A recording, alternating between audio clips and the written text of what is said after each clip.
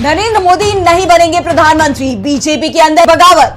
RSS ने भी दिए संकेत, हार की जिम्मेदारी ले मोदी। मोदी के खिलाफ सहयोगी भी मोर्चा खोलने को तैयार। नरेंद्र मोदी के खिलाफ बीजेपी में बगावत होती दिखाई दे रही है। पार्टी के नेता मोदी की एक तरफा फैसला लिए जाने की नीति के खिलाफ अब खुलकर सामने आने लगे हैं। जिस तरह से नितिन गडकरी को किनारे किया गया, शिवराज सिंह चौहान को बड़ी जीत दिलाने पर इनाम के बदले सजा दी गई, राजनाथ सिंह को किनारे किया गया और योगी आदित्यनाथ की कुर्सी पर संकट की खबरें शुरू हुई।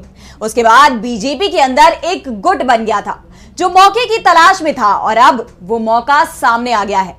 अब की बार 400 पार का नारा लगाने वाले पीएम मोदी के लिए खुद की सीट बचाना भी मुश्किल हो गया था। इंडिया गठबंधन ने वाराणसी सीट पर थोड़ी ताकत लगा दी तो पीएम मोदी के पसीनी बार प्रधानमंत्री बनने की तैयारी कर रहे हैं। दावा किया जा रहा है कि बीजेपी सबसे बड़ा दल है, 240 सीटें मिली हैं। बहुमत से भले ही 32 सीटें कम हो, लेकिन राष्ट्रपति को सबसे पहले बीजेपी को ही बुलाना चाहिए क्योंकि वो सिंगल लार्जेस्ट पार्टी है। नरेंद्र मोदी प्रधानमंत्री बनने की तैयारी कर रहे हैं, लेकिन इस बार उनकी ये कोशिश सफल होगी, इस पर ही सवाल उठ रहे हैं क्योंकि आरएसएस अब बीजेपी के अंदर नए नेतृत्व को आगे बढ़ाने की तैयारी कर रहा है। खासतौर पर जेपी नड्डा के उस बयान से संघ बेहद नाराज है जिसमें नड्डा ने कहा था कि बीजेपी को आरएसएस की जरूरत नहीं है और दावा किया जा रहा है कि नड्डा ने यह बयान पीएम मोदी के इशारे पर ही दिया था, जिसे संघ को पीएम की तरफ से दिया गया सख्त संदेश था कि वो उनकी सरकार में किसी तरह का हस्तक्षेप करने के बारे में कोई विचार नहीं करेगी। लेकिन अब मोदी की सत्ता ही संकट में है, उन्हें संघ की बेहद ज्यादा जरूरत है, तो संघ अब बदलाव की तैयारी में जुट गया है। बीजेपी के अंदर भी खलबली मची हुई है।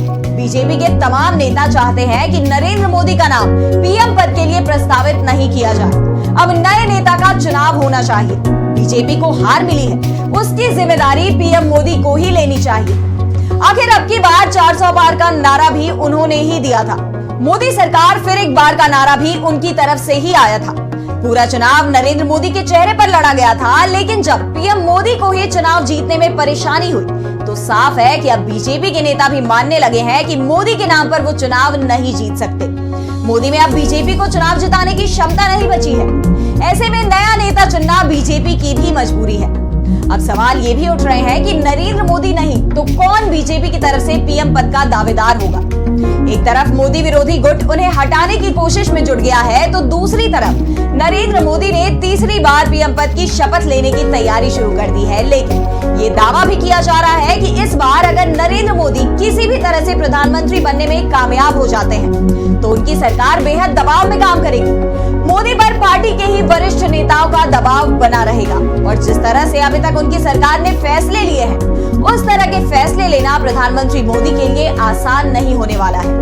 और वैसे तो यहाँ तक कहा जा रहा है कि अगर नरेंद्र मोदी प्रधानमंत्री बन भी जाते हैं तो उन पर भी अब 75 साल वाला फॉर्मूला लागू किया जाएगा, यानी नरेंद्र मोदी 1 साल बाद प्रधानमंत्री पद से हटाए जा सकते हैं। और दावा तो यहाँ तक किया जा रहा है कि अगर नरेंद्र मोदी पीएम बन जाते हैं तो भी उनके लिए 1 साल तक सरकार चलाना आसान नहीं होने वाला, क्योंकि सहयोगी दलों के दबाव में इस बार उन्हें फैसले लेने होंगे।